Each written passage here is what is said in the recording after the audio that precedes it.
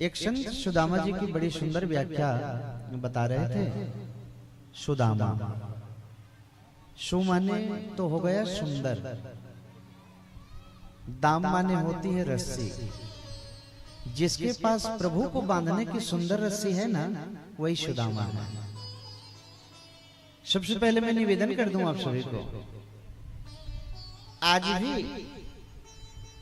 कई लोगों के मन में एक प्रकार की भ्रांति होती है कि सुदामा जी गरीब थे तो रोज किसी न किसी घर में भीख मांगने के लिए जाते थे। ना, ये बात को मन से निकाल दीजिए। सुदामा जी हो सकते हैं गरीब हैं, लेकिन दरिद्र तो नहीं है, ना ही कभी किसी के घर में भीख मांगे हैं। आप लोगों ने भी कभी पढ़ी होगी वो कविता, मैंने भी पढ़ी जब छोटे थे हम लोग। तो औरन को धन चाहिए बाबरी, ब्राह्मण को बस केवल भिक्षा। लेकिन इसको पढ़ने के बाद में पता चला कि ये बात गलत लिखी है। ब्राह्मण को शास्त्रों ने दान लेने का अधिकार दिया, ब्राह्मण दान लेने का अधिकारी है, लेकिन भीख मांगने का अधिकारी नहीं है। हाँ, जो ब्राह्मण घर में पैदा हुआ और यदि पात्र लेकर के भीख मांग रहा है तो उसकी ब्राह्मण तेज जो होती है वो नष्ट हो जाती है। और मेरे सुदामा जी ने कभी भीख नहीं मांगी। ये तो भजन से, कीर्तन से, कथाओं से जो मिल जाती है उसी से जीवन यापन करते हैं। और सिलोंच वृत्ति को जिन्होंने अपने जीवन में धारण किया, सिलोंच समझते हैं आप लोग? अयाचक माने ना मांगने का संकल्प है इसके जीवन में। हम आप तो कितनों बड़े करोड़पति हैं, लेकिन मांगना कहाँ छोड़ते हैं। जब भी प्रभु के द्वार में गए, ये दे दे, वो दे दे, वो दे दे, लाइन लगी रहती है मांगने के लिए। लेकिन मेरे सुदामा जी ने मांगा नहीं कभी। हो सकते हैं गरीब हैं, दरिद्र नहीं है। किसी ने एक दिन मुझसे प्रश्न कर दिया, कहते हैं गुरुजी गरीबी और दरिद्रता में अंतर है। बोले जमीन आसमान का। कैसे? वो ठेला जो चलाने वाले होते हैं ना, हाथ वाली ठेला, जो दिन भर मेहनत मजदूरी करते हैं, हो सकता है गरीब है, दरिद्र नहीं है वो, क्योंकि दिन भर मेहनत मजदूरी करके खा रहा है और संतुष्ट है। वो जितना पा रहा है उसमें खुश है, चैन चैन हो रहा है। दरिद्र कौन? तो फिर भागवत में स्पष्ट लिखा है, दरिद्र यासी असंतुष्टो। जिसके जीवन में असंतोष भरा है। कई लोगों को देखना, अनंत करोड़ों की संपत्ति घर में भरी हुई है, फिर भी दिन रात हाय हाय करके मर रहे हैं। उससे बड़ा दरिद्र और जगत में कोई नहीं होगा। वही दुनिया का सबसे बड़ा दरिद्र है, लेकिन फिर भी मर रहा है। ये दुनिया का सबसे बड़ा दरिद्र है। और मेरे सुदामा जी तो स्पष्ट कहते हैं कि जब आवे संतोष धन, सब धन दूरी समान। जीवन में ना जब संतोष रूपी धन मिल जाती है तो ये जगत का धन उसे धूल के बराबर प्रतीत होता है। और मेरे सुदामा जी तो ऐसे सिलोंच वृत्ति को धारण किए हैं। आहा, जब उनका परिचय भागवत में लिखा वेद व्यास ने, जितना सुखदेव जी के लिए शब्द का प्रयोग नहीं किया होगा अपने पुत्र के लिए, उससे ज्यादा कहीं विश्लेषण तो महाराज सुदामा जी के लिए किया वेद व्यास। जब परिचय दिए, कृष्णस्यासिद सखा कश्चिद, ब्राह्मणो ब्रह्मवीतमा, विरक्त इंद्रियार्थेषु प्रशांतात्मा जितेंद्रियः। मेरे कृष्ण के बचपन के परम सखा जिनका नाम है सुदामा। विरक्त इंद्रियार्थेषु, राजन जिनकी इंद्रियों से विरक्ति हो चुकी है और प्रसन्न आत्मा है। और प्रसन्न आत्मा तो जगत में वही हो सकता है जिसने इंद्रियों पर विजय पा चुका हो। प्रसन्न चित्त रहते, 24 घंटा प्रभु के ध्यान में लगा रहते। इन्हीं की पत्नी का नाम ना सुशीला, ऐसा बताया गया भागवत। लेकिन कई बार मैंने और कई ग्रंथ पढ़े तो उसमें मिला कि इनका नाम सुशीला नहीं, कौमुदी है नाम। शास्त्रों में तो महाराज कौमुदी है जी। सुशीला क्यों पड़ा? इतनी परम सुशील है मां, इतनी गरीबी जीवन में देखे इन्होंने, एक साड़ी के सिवा दूसरी साड़ी नहीं है सुशीला जी के पास। ये नहाने जाती ना तो साड़ी के एक आंचल को भिगा लेती, और ये जब सूख जाती तो इसे धारण करके दूसरे आंचल को भिगा लेती। ऐसा ऐसा जीवन व्यतीत हो रहा है, लेकिन कभी आज तक सुदामा जी को ये नहीं कहा कि मुझे साड़ी ला करके तो। इतनी इतनी परम सुशील है मेरी माँ, जिनके कारण नाम इनका सुशीला पड़ा। आहा, बड़ी परम पवित्र विचार की रही। और सुदामा जी तो नित्य महाराज भजन में चिंतन में लीन रहते, लेकिन तबाही तो इनके घर में तब मची। 4 छोटे छोटे बच्चे हैं, 4 दिनों तक ना घर का चूल्हा नहीं जला। अब माँ ने तो बहुत प्रयास की, लेकिन जब कुछ भी नहीं हुआ तो मैया आज पहली बार जीवन में डरते डरते सुदामा जी के मंदिर में गई हैं। बाबा प्रणाम करने आई हैं। हाँ, अखंड शोभा। अरे सुशीला, तुम कैसे आना हुआ देवी? सुशीला जी कहती हैं, बाबा मैंने सुना है द्वारिका के नाथ जो हैं आपके मित्र हैं प्रभु। नाम को सुने तो मेरे सुदामा जी की आंखों में आंसू आ गए। कहते हैं, मित्र नहीं लंगोटिया यार है, क्यों पूछ रही हो?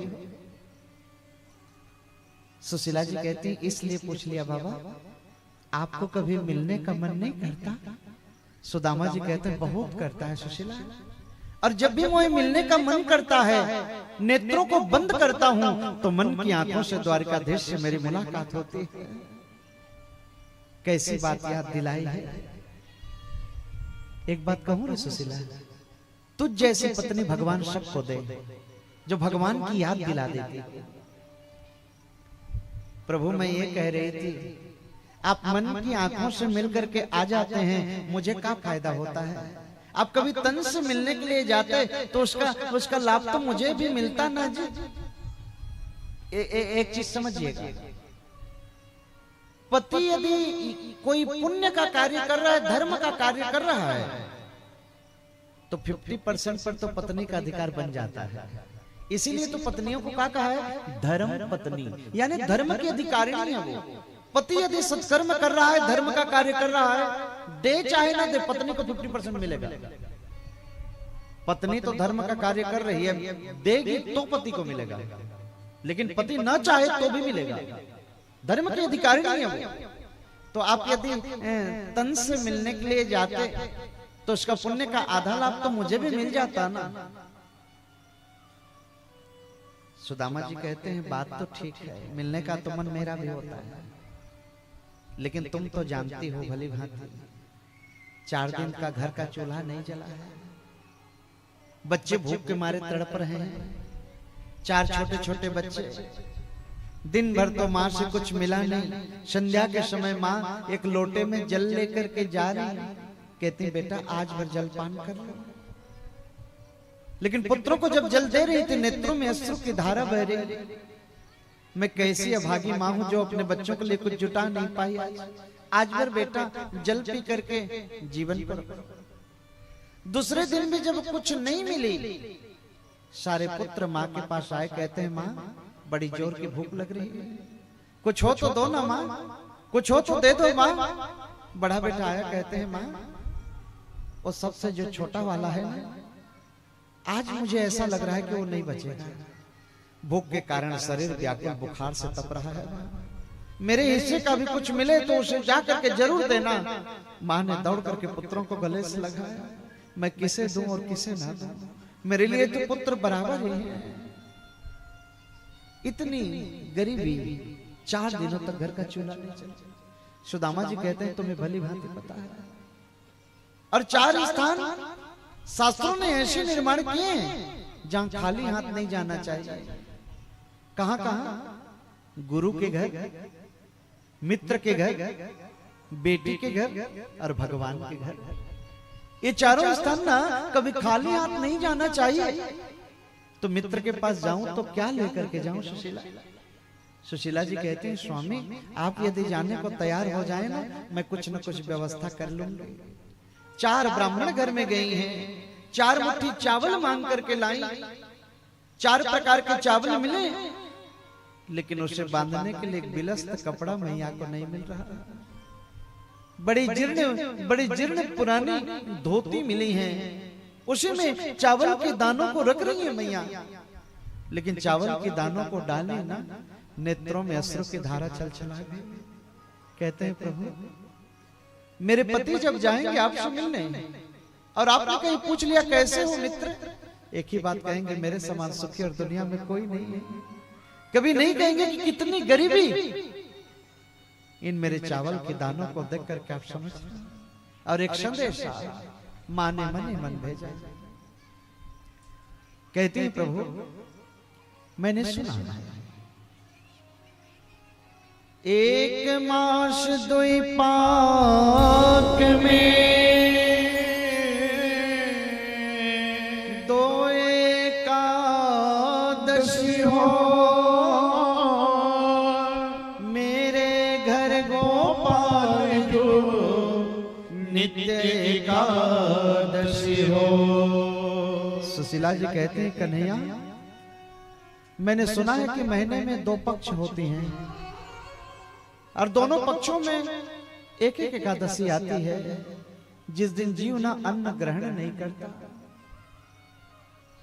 लेकिन मैं तो कहती हूँ प्यारे कि मेरे जीवन में रोज एकादशी है, कभी भोजन नहीं मिलता प्रभु, बच्चे 4 दिनों से भूखे हैं। ये बताइए मुझे क्या मेरे जीवन में कभी द्वादशी नहीं आएगी प्रभु? क्या मेरे बच्चे यूं ही भूख मरेंगे? मेरे इन चावल के दानों को देख करके आप समझ जाना आप तो अंतर्यामी हैं। एक बिलस्त कपड़ा में मां बांध रही हैं और सुदामा जी के पास ले जाकर कहते हैं ये मेरे प्रभु को जाकर के अवश्य देना। सुदामा जी कहते हैं सुशीला खूब मन लगा करके भजन करिए, 4 दिनों से बच्चे भूखे हैं, थोड़ा ध्यान देना। जाने का मन तो ना है लेकिन तुम कह रही हो अवश्य चला जाओ। और उस चावल की पोटली को लेकर के सुदामा जी चल पड़े हैं रास्ते पर। शरीर इतना दुर्बल है, पहली क्लास में पढ़ने वाला बच्चा एक एक हड्डी गिन देगा। पैरों की विवाहियां फटी हैं राजा, तन ढकने को कोई वस्त्र नहीं, पांवों में जूता नहीं, एक उधड़ी हुई रस्सी, एक फूटा हुआ लोटा, टूटा हुआ डंडा लेकर के चल पड़े। जाते जाते रास्ते पर 6 दिन व्यतीत हो गए, द्वारिका नहीं पहुंच पा रहे। वो जाना कहीं और था, रास्ता तो भटक गए ना।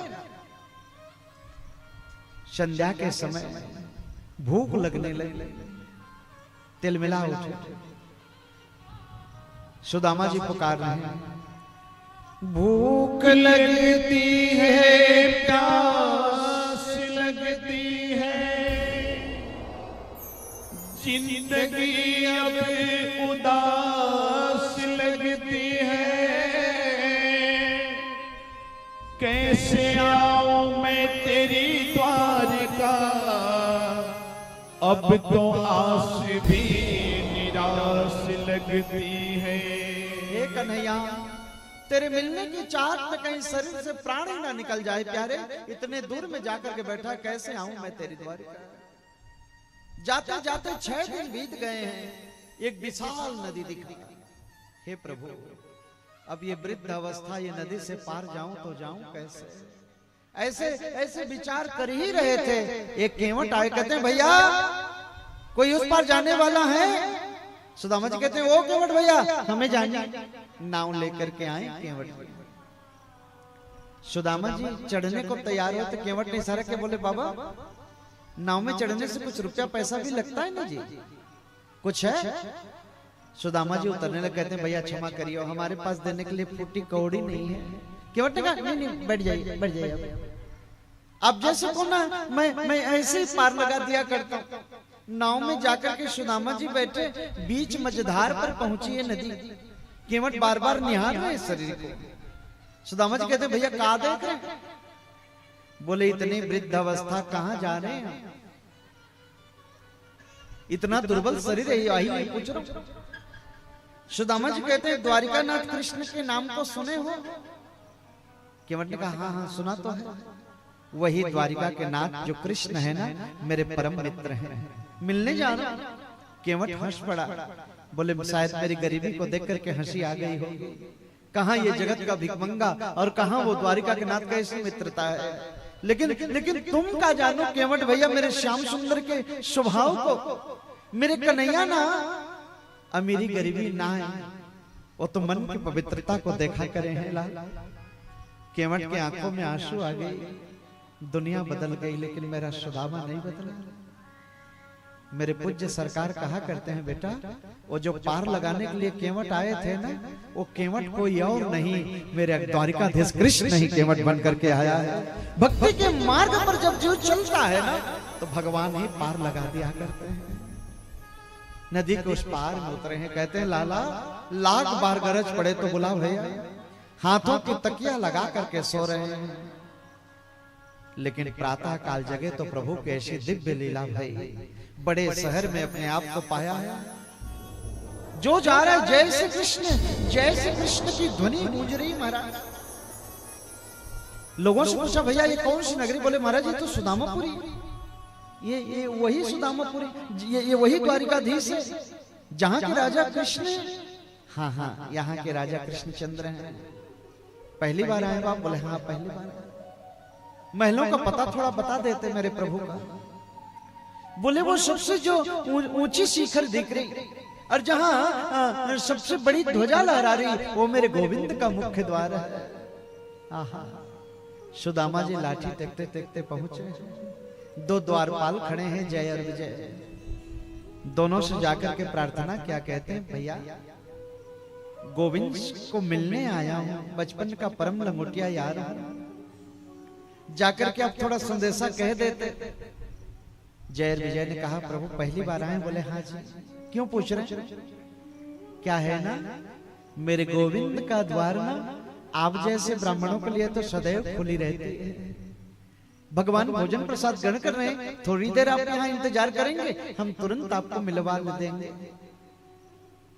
मुख्य द्वार पर सुदामा जी बैठे, महलों को निहार करके आश्चर्यचकित होकर के देख। जय विजय को लगा कि अब जाना चाहिए,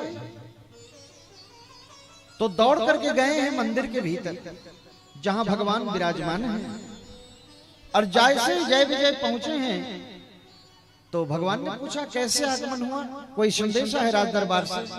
कहते हैं हाँ प्रभु, एक विपिन सा ब्राह्मण खड़ा है। ऋषिश पगान झगातन पे प्रभु जान को आई बसो के गामा।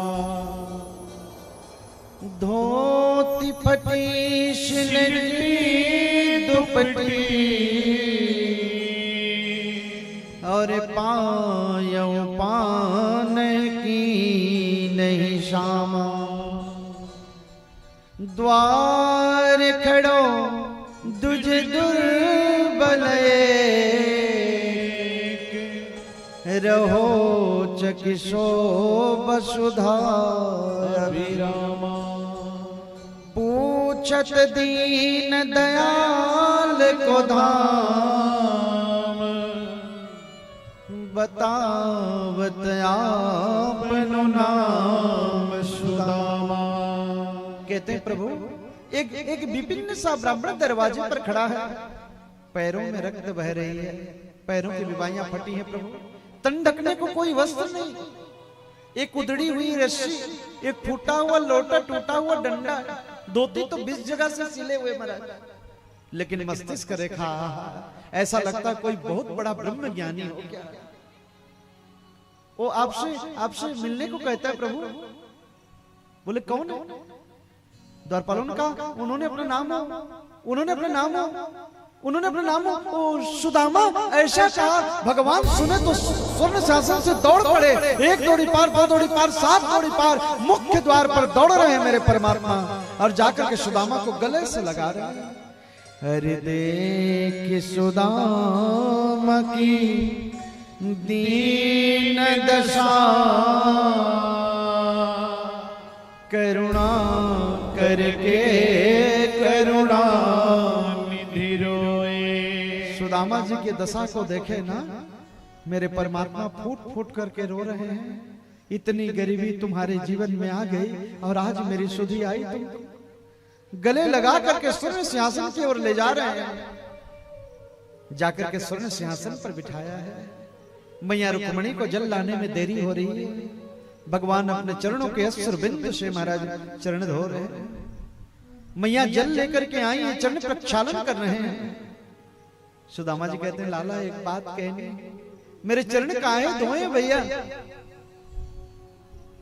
कन्हैया कहते हैं एक बात कहूं, पहली बार आज मेरी द्वारिका पवित्र हो रही है। इस ब्राह्मण के चरणामृत को पूरे द्वारिका के कोने कोने पर मैं सिंचन कराऊंगा मित्र, क्योंकि मुझे भली भांति पता है। क्या पता?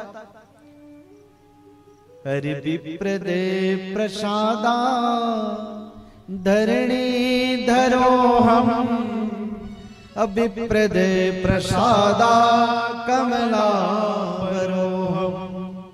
विप्रदे प्रसादा अजिता जितो हम, अभिप्रदे प्रसादा मम राम नाम। ये द्वारिका में जितनी संपदाएं दिख रही हैं ना मित्र, ये सब उन ब्राह्मणों का आशीर्वाद ही तो है। उन्हीं ब्राह्मणों के आशीर्वाद से लक्ष्मी से मेरा विवाह हुआ। अब मेरा नाम जो राम पड़ा ना, वो भी ब्राह्मणों का ही आशीर्वाद है। आज मुझे धोने से मना मत करिए, इनकार मत करिए। चरणों को प्रक्षालन कर रहे हैं। मैया लक्ष्मी घटिया में जल डाल रही हैं तो सोच रही हैं कि मैंने कृतम पुण्यम अवधूतेन भिक्षुणा। ये ब्राह्मण ने ऐसा कौन सा सत्कर्म किया होगा जहां त्रिलोकी के नाथ जिनके चरणों में बैठे हैं और मैं साक्षात इंदिरा यानी लक्ष्मी जिनके चरणों में जल डाल रही हूं। ऐसा कौन सा सद्भाग्य क्या होगा? सोचने में मजबूर हो गई मैया। चरण प्रक्षालन हो रहा है। मेरे प्रभु जाकर के बगल में बैठे हैं। आहा, 16,108 रानियों को पता लगा कि कोई मित्र आया है मिलने के लिए। सभी दौड़ करके आ गई, सामने बैठी महाराज, दिव्य दर्शन हो रहा है। अब एक एक रानी आकर के प्रणाम करने में लग गई। बाबा मैं रुक्मणी प्रणाम करी, हाँ अखंड सौभाग्यवती भव। बाबा मैं जामवती हूँ, प्रणाम करी बाबा, हाँ चिर सौभाग्यवती भव। बाबा मैं सत्यभामा, हाँ अखंड सौभाग्यवती भव देवी। ऐसे करते करते ना वो 200 रानियां तो आके प्रणाम कर चुकी। सुदामा जी कहते हैं लाला एक बात पूछनी थी। हाँ पूछिए। बोले कान को थोड़ा नजदीक करें। हाँ कहिए। ये सब जितनी स्त्रियां दिख रही हैं कौन है? आस पड़ोस की हैं, गांव की हैं, परिवार की कौन है? यही ये पूछ रहे हो भैया। कोई संत महात्मा आए तो दर्शन करने के लिए सब आ जावा करें। कौन है भैया? मेरे कन्हैया कहते हैं सब मेरी अपनी। बोले इतने सारे? बोले 16,108 हैं। बोले सभी प्रणाम करेंगे। कन्हैया कहते हैं घर में झगड़ा करानी है भैया, पत्नी मेरी सब है तो सभी प्रणाम करेंगे, झगड़ा करवाओगे घर में का? बोले तब तो हो गए। बोले का हो गए? बोले दुबलो पतलो सो ब्राह्मण, 6 दिन का भूखा चला आयो यहाँ बिना सहारे के। जरा ऐसा 200 बार करके देखना। बड़े से बड़े पहलवान का हाथ टूट जाएगा लाला, हम तो दुबलो पतलो वृद्ध ब्राह्मण है।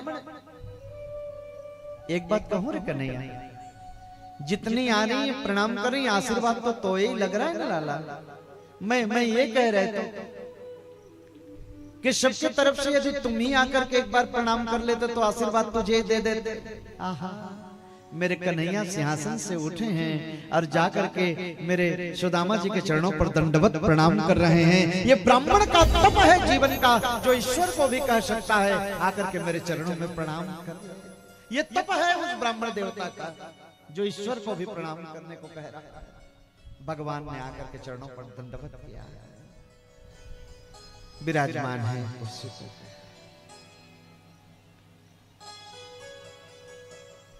बचपन के दो मित्र मिलते हैं तो बचपन की बहुत सारी बात याद आ जाती हैं। कन्हैया कहते हैं मित्र बहुत दिनों में आप आए, अच्छा लगा आपको देख के। एक बात पूछनी थी, आप गुरु आश्रम से अपने घर चले गए, मैं अपने घर आ गया, आपकी विवाह वगैरह हुई ना, आपकी पत्नी आ गई ना? सुदामा जी कहते हैं ये भी बड़ी सभा में पूछने की बात है। कन्हैया कहते हैं मैं मित्र हूं भाई, मेरा हक है, मेरी भाभी आई कि नहीं यही तो पूछ रहा हूं। बोले लाला वो मन तो नाय था, माता पिता ने जबरदस्ती करी सो करनी पड़ी, तेरो भाभी का नाम सुशीला है। ओहो मित्र बड़े स्वार्थी हैं, विवाह कर लिया, पूछा नहीं, मुझे निमंत्रण नहीं दिए। सुदामा जी कहते हैं मेरी तो छोड़ो, मेरी तो एक है न जी, आपकी तो 16,108 है, एक बार भी कार्ड नहीं पहुंचा घर। भगवान कहते हैं 5 मिनट पहले तो मुझे ही नहीं पता रहता कि मेरी विवाह किससे होने जा रही है, ये तो सब अचानक हो गई ना, मौका नहीं मिला, लेकिन एक बात तो है करनी है मुझे। बोले कर। कन्हैया कहते हैं ये बात बताओ मित्र, भाभी आ गई है ना, अकेले रहते तब तो मैं बिल्कुल नहीं करता, भाभी आ गई तो मेरे लिए क्या भेजा। आहा अब सुदामा जी कैसे बताएं, बड़े बड़े घर की राजकुमारियां सामने विराजित थी, क्या कहेंगे, मुंह उठा के चले चावल की दंदुल लेकर के। तो सुदामा जी बातों में उलझाने में कहते हैं लाला ओ तो है याद है गुरु आश्रम में जो पढ़ रहे थे? बोले हाँ भैया। बोले तो सब याद? बोले हाँ भैया याद है, भाभी ने क्या भेजा? सुदामा जी कहते हैं दुनिया बदल गई, इसका जिद्दी पना नहीं गया, जिस बात को लेके बैठ गए उसी को करते हैं। सुदामा जी कहते हैं ओ मुझे एक बात स्मरण आ रही है, लकड़ी लेने के लिए गुरुजी ने भेजा, बरसात हो गई थी, तुझे पता है? कन्हैया कहते हैं भैया मुझे सब पता है, भाभी ने क्या भेजा ये तो बता दो। अब सुदामा जी छुपा रहे। सुदामा जी कहते हैं लाला एक दिन गुरुजी की आज्ञा पर हम लोग गए थे, गुरु माँ भी खोजने गई थी, याद है? और माँ ने ना कुछ चने दिए थे तेरे बट के भी, मैं खा गया था तो पता चला। कन्हैया कहते हैं भैया मुझे सब पता है, भाभी ने क्या भेजा। आहा सुदामा जी छुपा रहे हैं, भगवान की अचानक दृष्टि पड़ गई कि कुछ छुपा रहे हैं, जबरदस्ती छीना है पोटली को, और जैसे पोटली की ग्रंथि को खोलने लगे मेरे कन्हैया के नेत्र सजल हो गए। भाभी ने जो संदेशा भेजा था देखे तो समझ गए एक एक दाना मेरे सुदामा के घर का नहीं है। इतनी गरीबी, इतनी दरिद्रता। भगवान ने उस दिए हुए चावल की मुट्ठी को उठाई, मुट्ठी में लिए और संकल्प कर रहे हैं एक क्षत्र सम्राट को जो सुख मिलना चाहिए वो सुख मेरे सुदामा को दे रहा हूं। दूसरी मुट्ठी उठाई, मुंह में डाले हैं प्रभु और कहते हैं एक राजा, एक त्रिलोकी नाथ को जो सुख मिलता है वो सुख मेरे सुदामा को मैं प्रदान करता हूं। तीसरी मुट्ठी उठा के खाने जा रहे हैं, रुक्मणी ने हाथ पकड़ लिए, कहते हैं मत खाइए, आज बहुत बरस रहे हैं ब्राह्मणों, सब कुछ उन्हें दे दोगे, हमारे लिए क्या बचेगा, बहुत बड़ा परिवार है हमारा। भगवान ने कहा रुक्मणी लेकिन तुम ये क्यों भूल जाती हो कि तुम्हारा चिट्ठी लेकर के आने वाला भी कोई ब्राह्मण ही था, जिसके कारण तुम राजरानी कहलाती हो। प्रभु ऐसा नहीं कह रही, कच्चे हैं कहीं तबीयत ना बिगड़ जाए, नहीं तो प्रभु पता नहीं क्या दे देते हैं। और सुदामा जी को भगवान जब देते हैं तो किसी को पता नहीं लगता। आप जो श्रद्धा से कुछ भी दान करते हैं, लेकिन श्रद्धा से दिया गया ना, मैं कथा में चिल्ला चिल्ला के कहता हूं, दान पर मंजूरी होनी चाहिए, मजबूरी नहीं। मन मंजूरी दे तभी करिएगा।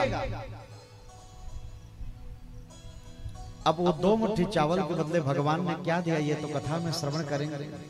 आइए पहले दर्शन करते हैं उस दिव्य झांकी का। सुदामा जी कैसे आए, भगवान से कैसे मुलाकात भई, उन झांकी को थोड़ा दर्शन कर लें, फिर कथा को स्पर्श करते हुए निकलेंगे। बोलिए द्वारिकाधीश भगवान की